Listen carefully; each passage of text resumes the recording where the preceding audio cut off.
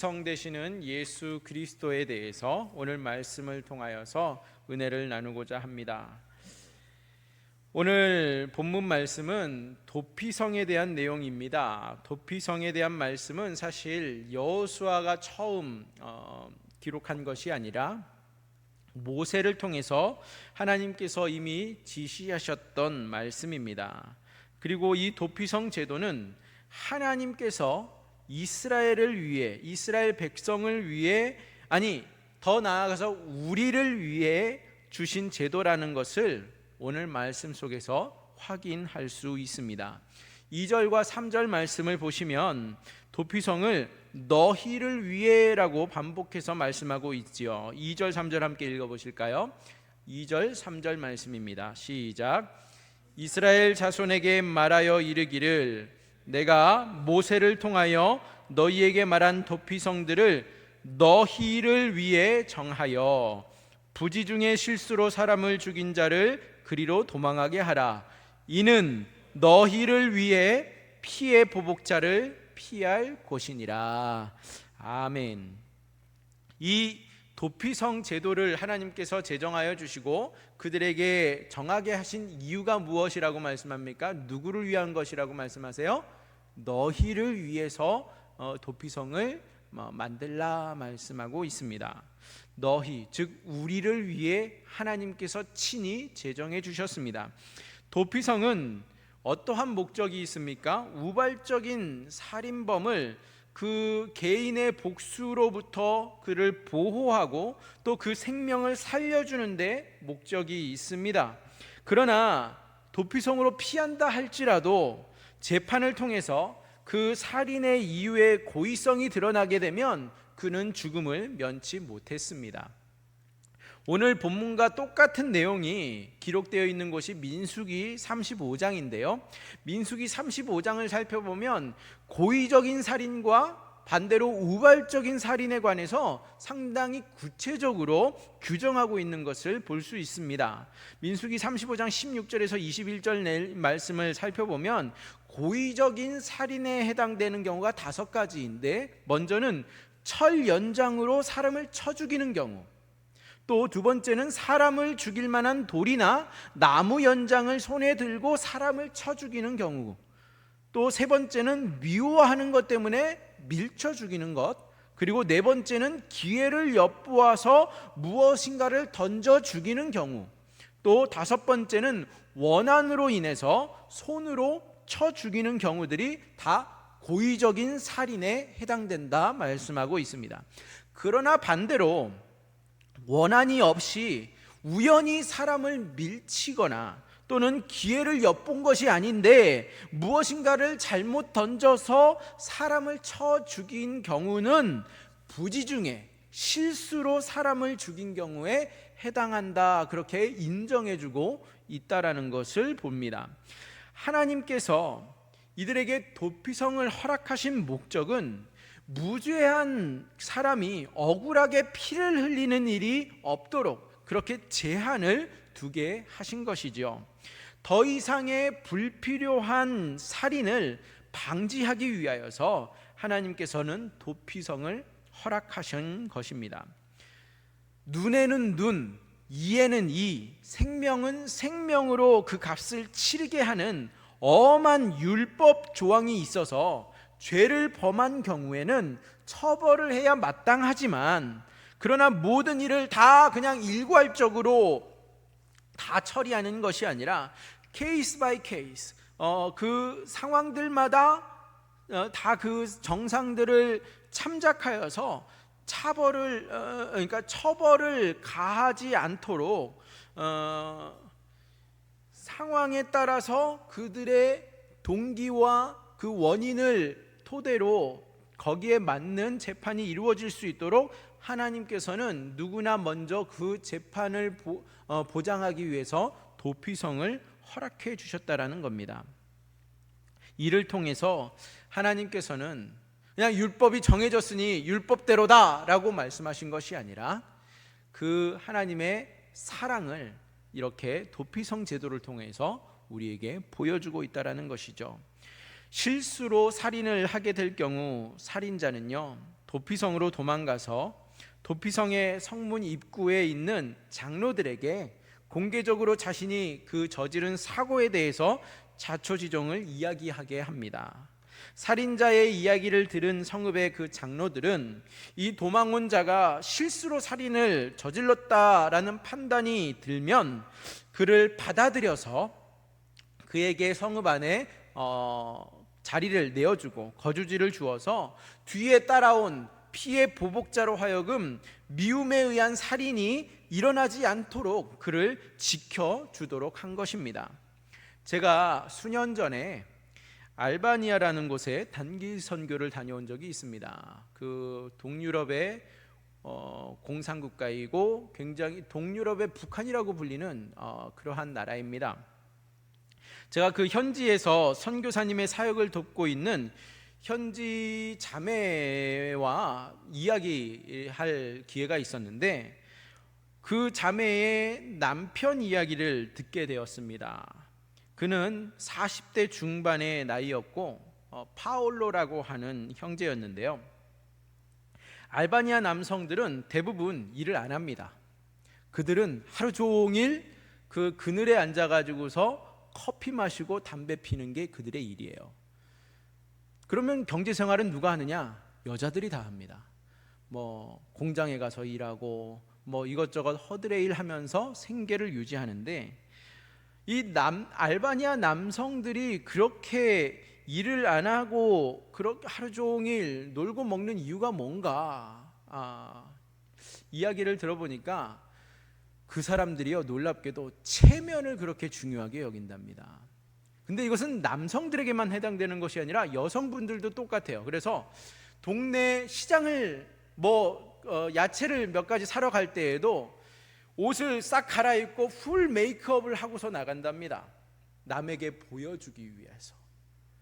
그래서 좀 놀라기는 했는데 아무튼 이 알바니아 남성분들이 대부분 일을 안 하고 일을 하면 체면이 깎이는 일이 되는 거예요. 그래서 체면을 중요하게 생각하는 사람들이다 이야기를 듣고서 사실 굉장히 놀랐어요. 동유럽 사람들이 체면을 중시하다니 참 놀랍다. 그런데 더 놀랍고 끔찍한 이야기를 하나 듣게 되었는데 이건 마치 중국 무술 영화에나 나올 법한 피보복 이야기였습니다. 파울로에게는요 형님이 한 분 있었는데 그는 목사님이셨어요. 현지에 사역하고 계시던 그 선교사님이 알바니아에 들어가기 전에 영국에서 훈련 기간을 가지셨는데 거기에서 이 파올로 형제의 형님을 만난 적이 있습니다. 알바니아로 들어간다 하니까 파송단체에서 연결이 돼서 그분을 미리 만나서 교제하고 알바니아에 대한 정보도 들었던 것이죠. 그렇게 교제를 하던 사이이기도 했어요. 문제는 생각하지도 못한 곳에서 일어났습니다. 파올로에게는요 작은 아버지 한 분이 계셨는데 그분은 체구가 좋고 굉장히 힘이 센 사람이었다고 합니다. 그가 음식점을 운영하고 있었는데 매주마다 찾아와 가지고서 뒷돈을 요구하는 경찰이 있었습니다. 매번 그냥 돌려보내면 자꾸 와가지고 해코지를 하고 계속 그에게 괴롭히니까 이 작은아버지가 마음이 많이 괴로우셨던 모양입니다. 그리고 하루는 도가 지나치게 작은아버지에게 협박을 하였고 이에 겁을 주겠다 마음 먹었고 손찌검을 하셨던 것이 그만 그 경찰이 죽고 말았습니다. 법적으로는 정당방어로 인정이 돼서 사실 큰 문제가 없었는데 그 문화 속에서 비극을 낳고 맙니다. 주로 이러한 일이 생기면 그 집안에서 보복을 하기 때문입니다. 작은 아버지는요 안타깝게도 자식이 없는 분이셨어요. 그러다 보니까 이 보복의 대상은 조카들에게로 옮겨졌습니다. 주로 그 집안의 가장 유력한 사람을 타겟으로 삼는데 그만큼 피해를 크게 입히기 위한 것이었죠. 파울로는 아직 젊었고 결혼 전이었습니다. 그에 반면 그의 형님은 목사이다 보니까 가장 유력한 피해자가 될 것으로 여겨졌습니다. 그날부터 형님은 교회에서 먹고 자고 살게 되었고 신방도 나가지 못하고 3년 반 동안 감금되다시피 한 상태로 지냈습니다. 여러분들도 코로나 기간 동안 이것저것 제한이 되니까 상당히 답답하고 불편하셨잖아요. 이분은 강제로 3년 반을 그냥 그 교회 안에서 지내실 수밖에 없었던 것입니다. 나갔다가 무슨 봉변을 당할지 모르니까요. 그런데 시간이 지나면서 처음에 그 긴장감은 느슨해지게 되고 답답함은 계속 늘어만 가게 된 것이죠. 파울로는 그 중간에 결혼을 하면서 아예 먼 도시로 이사를 가서 신혼집을 차렸다고 했습니다. 그러던 어느 날 형님 목사님은 교회에서 나와서 신방을 다니기 시작했고 길에서 마주친 한 사람이 다짜고짜 이름을 대더니만 이름이 맞는 것을 확인하고서는 느닷없이 총을 쏘았다고 합니다. 총을 맞은 형님은 인근에 있는 식당 안으로 피해 들어갔지만 그곳까지 쫓아 들어와서는 확인 사살을 하고 그 범인은 붙잡혔다는 것입니다. 형님은 끝내 사망하였고 형수님은 가슴을 치며 통곡을 했다고 말해줬습니다. 그러고 나서 그 범인의 가정에게 그 형수님이 우리는 피보복을 여기서 멈추겠노라고, 우리는 보복하지 않겠노라고 선포하신 후에야 파울로 가정도 고향으로 돌아올 수 있었다고 말해 주었습니다. 작은 아버지였고 억울한 상황에서 자신을 방어하다가 의도치 않게 사람을 죽이게 된 것이었지만 이것이 조카의 목숨을 앗아가는 아픔으로 이어졌다라는 겁니다. 만약 여기서 또 보복을 이어갔다고 한다면 이 고리는 결코 끝나지 않는 비극의 이야기로 남게 되었을 것입니다. 저는 그 선교 여행 갔다가 이 파울로 형제의 가정을 그때 만나지 못했겠지요. 오늘 말씀으로 돌아오면 이 도피성이 왜 필요한가를 보여주고 있습니다. 끊을 수 없는 이 피의 보복을 끊기 위해서 하나님께서는 도피성 제도를 제정해 주셨습니다. 누구나 노출될 수 있는 이 사고나 또 실수로 인한 살인에 대해서 생명을 존귀하게 여기시는 하나님의 사랑인 것입니다. 이 당시에는요, 국가 제도가 없는 상태이다 보니까 가족이라든지 또는 부족이 직접 피 흘린 원수를 갚던 시대입니다. 그러다 보니까 피해를 당한 쪽의 감정 상태에 따라서 무제한의 보복으로 이어질 수 있는 상황이었습니다. 하나님께서는 이런 경우에 일단 도피성으로 피신하게 하여서 무죄한 피를 흘리지 않도록 보호하신 후에 공정한 재판에 따라서 판결을 받게 하신 것입니다. 도피성 제도는 예수 그리스도 안에서 모든 사람을 사랑하시는 하나님의 사랑이 잘 나타나 있다고 볼 수 있습니다. 먼저는 오늘 말씀에 보면 도피성이 총 6개라고 말씀하고 있는데 그 위치를 확인하면 보이는 것이 있습니다. 지도를 보시면 요단강 동쪽과 서쪽에 지도를 한번 보여주세요. 3개씩 설치된 그림이 좀 많이 퍼지긴 했네요. 여기가 지금 이스라엘 땅이라고 하시면 가나안 땅인데요. 요단강이 중앙에 이렇게 딱 경계를 이루고 있는데 요단강 동편에 3곳, 서편에 3곳이 위치해 있습니다. 또한 보시면 북쪽에 2곳, 중앙지방에 2곳, 남쪽 지방에 2곳이 자리를 잡고 있는 것을 확인할 수 있는데 오늘 말씀의 7절과 8절에 그 지명들이 기록되어 있죠. 납달리의 산지 갈릴리 게데스가 위쪽에 있습니다.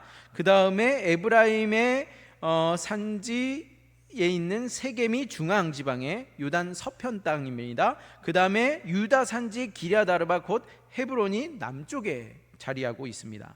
뿐만 아니라 루벤 지파 중에서 평지 광야의 베셀이 요단 동편 남쪽에 자리 잡고 있고요. 또 갓 지파 중에서 길르앗 라못은 중앙에 위치하고 있고, 므낫세 지파 중에서 바산 골라는 요단 동편의 북쪽에 자리를 잡고 있는 그 도피성들이라는 것을 알 수 있습니다.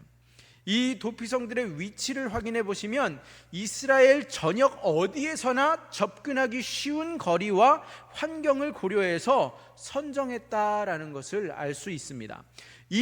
그 이유가 무엇이냐면, 사고가 생겼을 경우에 어느 곳에서든지 신속하게 피할 수 있도록 하기 위함이었다는 것이죠.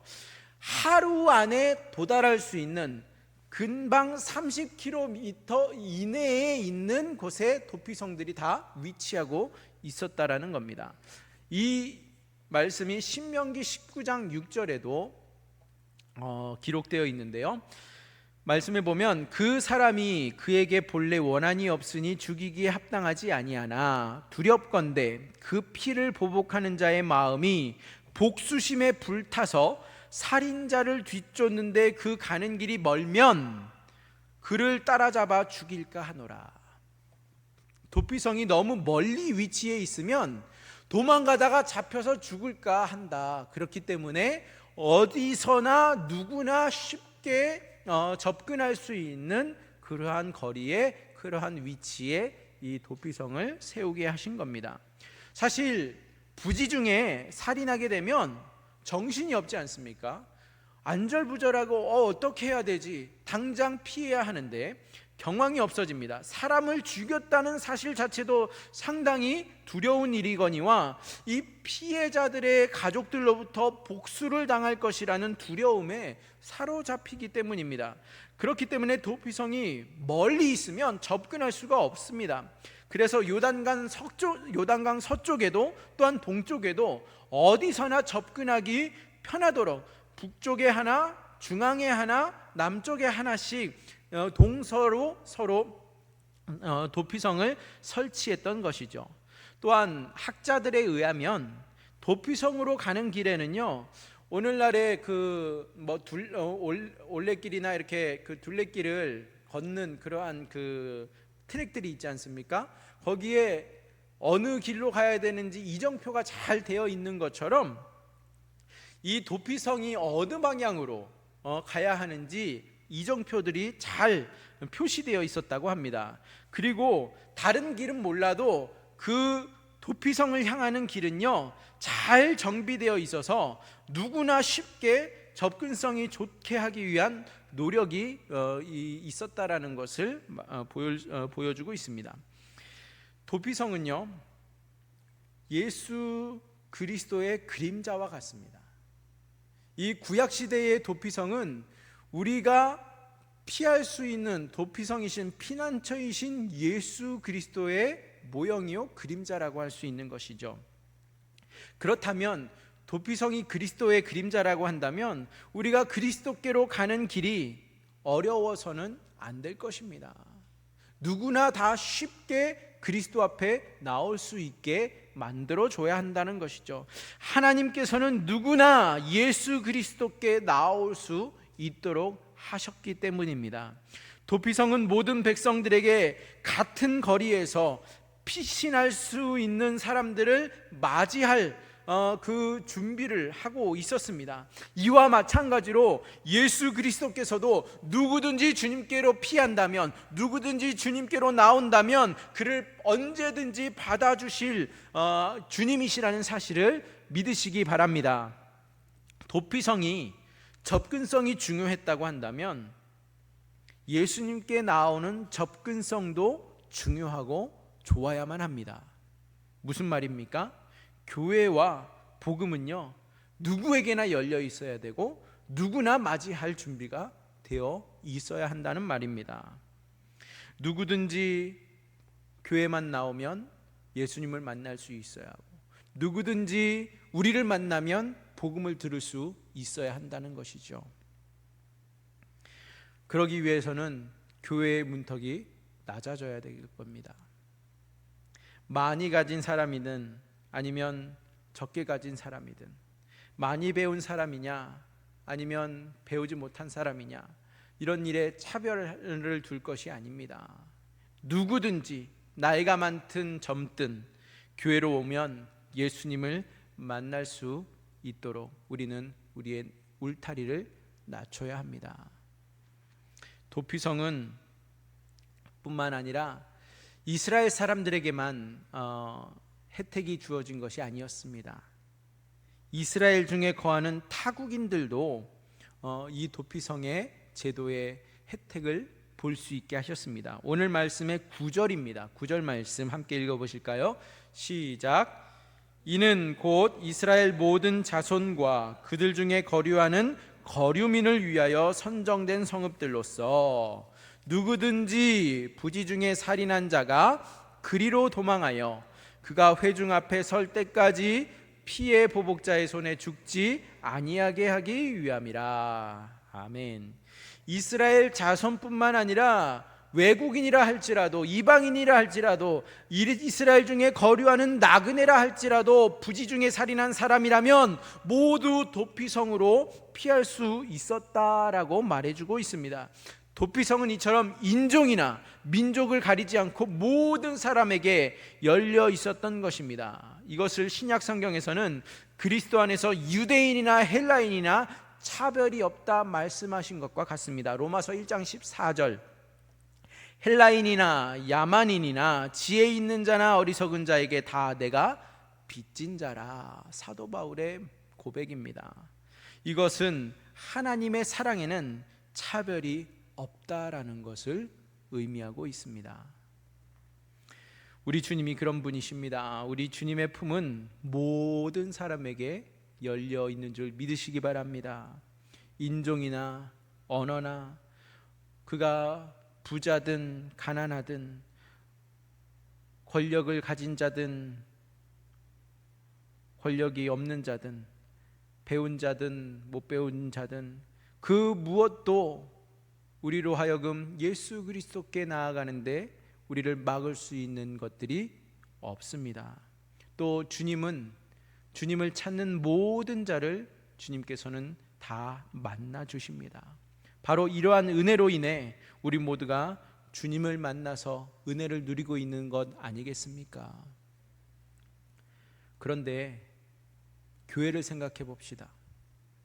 교회는 모든 사람에게 열려 있습니까? 우리 교회는 그 누구든지 받아들일 준비가 되어 있습니까? 동네에서 평판이 안 좋은 사람이라고 또는 그의 모습이 그의 외모가 우리 수준에 달하지 못한다고 우리는 편견을 가지고 그들에게 냉대하고 그들을 받아주지 않고 있는 것은 아닙니까? 정말 우리 교회는 어떠한 형편에 있든지 어떠한 모습으로든 교회 안으로 들어오고 우리 공동체 안에 일원이 될 수 있는 그러한 준비를 하고 있습니까? 우리는 도피성과 같이 모든 사람들에게 열려 있는 교회를 이루어야 합니다. 그렇기 위해 우리 교회를 통해서 우리는 더 많은 사람들이 예수 그리스도를 알고 복음을 받아들일 수 있게 우리 자신을 늘 돌아보며 우리의 마음을 열고 두 팔을 벌리고 준비하고 있어야 합니다. 누누 말씀드리지만 이제 동네에 변화의 바람이 불고 있습니다. 새로운 입주민들이 이제 1년도 남지 않은 시간 내에 장흥 땅에 들어오게 될 것입니다. 그런데 우리는 그냥 아파트 입주만 바라보고 있는 것이 아니라 우리는 먼저 우리 자신을 돌아보면서 준비할 그들을 맞이할 그러한 훈련과 그리고 그릇 넓히기를 연습해야 합니다. 그들을 수용할 수 있는, 그들을 받아들일 수 있는, 그들과 함께 신앙생활을 이어갈 수 있는 준비도 역시 우리가 맞춰 시작해야 한다는 것입니다. 바라옵기는 말로만이 아닌 우리가 이 얼마 남지 않은 이 시간 동안에 우리도 거기에 걸맞게 우리의 마음의 그릇을 넓혀가고 우리 교회의 담장을 낮춰가는 그러한 시간이 될 수 있기를 주님의 이름으로 축원드립니다. 오늘 말씀을 살펴보면 이 도피성에 대해서 한 가지 더 우리가 유념해야 할 것이 있는데, 도피성을 떠나면 더 이상 보호를 받지 못한다는 사실입니다. 부지 중에 살인한 사람은 도피성 안에서만 보호를 받을 수 있었다라는 겁니다. 만일 그가 그 성을 나간다면 그는 그 원수의 보복으로부터 더 이상 보호를 받을 수가 없었던 것입니다. 성도들 역시 마찬가지로 그리스도 안에 거할 때에만, 그리스도 안에 있을 때에만 우리가 구원과 보호를 받을 수 있다라는 사실이죠. 도피성 밖으로 나가면 피를 보복하는 자에 의해서 죽임을 당할 수 있습니다. 도피성으로 피한 사람은 대제사장이 죽는 것 외에는 도피성 밖으로 나갈 수 없었다라고 말씀해요. 언제까지요? 도피성에 받아들여진 살인자가 할 수 있는 일은 그 당시 대제사장이 죽기까지 자신을 받아준 그 도피성 안에서만 머물고 살다가 대제사장이 죽으면 비로소 그때야 자유의 몸이 되어서 자기 집으로 돌아갈 수 있었다라는 겁니다. 자유의 몸이 되고자 대제사장이 죽기 전에 돈을 많이 지불하고도 그는 속전될 수 없었다라는 거예요. 그가 자유롭기 위해서는 대제사장이 죽어야만 그가 자유로울 수 있었다라는 건데, 아무리 돈이 많다고 해도 그 자유를 돈으로 살 수 없게 하셨습니다. 아무리 지위가 높은 사람이라 할지라도 대제사장의 죽음으로 속죄가 되기 전까지는 그가 자유롭지 못하게 하셨습니다. 무슨 말입니까? 오직 대제사장의 죽음만이 속전이 되게 하신 것입니다. 대제사장의 죽음은 이렇기 때문에 속죄의 의미를 담고 있습니다. 이것은 그리스도의 죽음을 통해서만 구원이 완전히 우리에게 이루어진다라는 것을 의미하는 것입니다. 그리스도께서 죽으셨을 때에 우리의 모든 죄가 사라지게 되었다라는 것을 의미합니다. 대제사장의 죽음을 속전으로 하신 이유는 궁극적으로 피 흘린 사람에 대한 진정한 보복자는 사람이 아니라, 돈이 아니라 그 누구로도 대신할 수 없는 하나님 당신이 살인죄의 속전으로 예수 그리스도를 삼으셨다라는 것을 보여주기 위함입니다. 결국 대제사장의 죽음은 모든 인류의 영원한 대제사장이 되시는 예수 그리스도의 죽음의 한 모형으로 우리에게 보여주고 있다라는 사실이죠. 이것이 오늘 예수님에 대해서 너무나도 중요한 내용을 말해주고 있습니다. 대제사장의 죽음이 도피성에 피한 사람들에게 자유를 주었던 것처럼 예수님의 죽으심이 우리에게는 죄와 사망의 권세에서 해방되는 진정한 자유함을 주었다라는 사실입니다. 그 어떤 것도 더 이상 우리를 정죄할 수 없다라는 사실입니다. 우리가 누리는 이 엄청난 자유는 우리 주님의 죽으심이, 십자가가 우리에게 가져다준 큰 선물이라는 사실입니다. 도피성의 목적은요, 사랑입니다.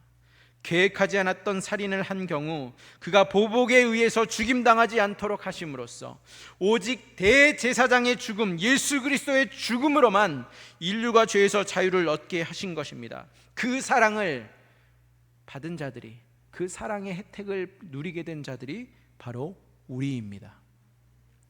하나님의 아들 예수 그리스도의 죽음이 우리를 살리셨고 그 죽음이 우리를 영원히 살도록 하셨습니다.